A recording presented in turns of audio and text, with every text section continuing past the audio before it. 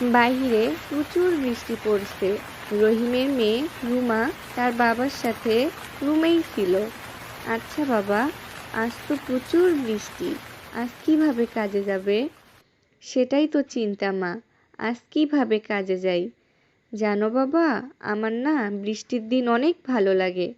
তবে আমাদের মতো গরিবদের জন্য বৃষ্টি একটা অভিশাপ।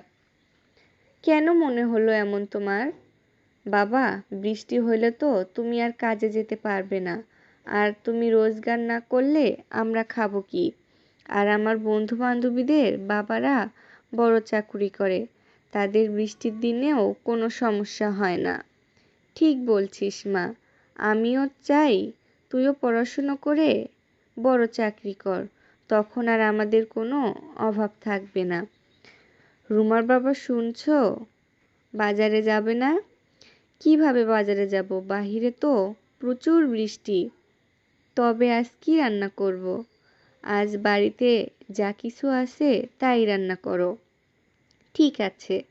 এরপর রুমার মা রান্নাঘরে গিয়ে দেখে চাল, ডাল, তেল, মশলা আছে। ভালোই তো হলো। রুমার বাবার খিচুড়ি অনেক পছন্দ। আজ খিচুড়ি রান্না করি। এরপর রুমার মা খিচুড়ি রান্না করে 3 জন মিলে খায়। এরপর রুমা তার বাবাকে বলে, বাবা, তোমারও কি বৃষ্টি ভালো লাগে? জি মা, আমারও অনেক ভালো লাগে বৃষ্টির দিনগুলি।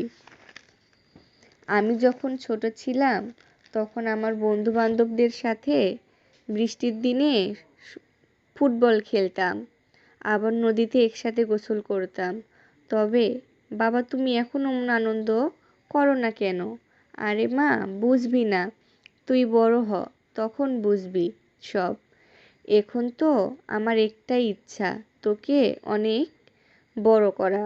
এমন সময় বাহিরে রুমার বান্ধবীরা আসে রুমাকে ডাকতে। রুমা, বাড়িতে আছো? জি আছি। রুমানা, জিনিয়া, তিশা, তোমরা? জি, আমরা তোমাকে ডাকতে আসলাম, একসাথে বৃষ্টিতে ভিজবো। ঠিক আছে, দাঁড়াও একটু, আমি আম্মুকে বলে আসি। এরপর রুমা তার আম্মুর কাছ থেকে অনুমতি নিয়ে বান্ধবীর সাথে অনেক আনন্দ করে বৃষ্টিতে। আসলেই শৈশবের দিনগুলোই অনেক ভালো। আমার এই গল্পটি আপনাদের ভালো লাগলে লাইক, কমেন্ট, শেয়ার করে পাশে থাকবেন, আর আমার চ্যানেলটি সাবস্ক্রাইব করতে ভুলবেন না। ধন্যবাদ।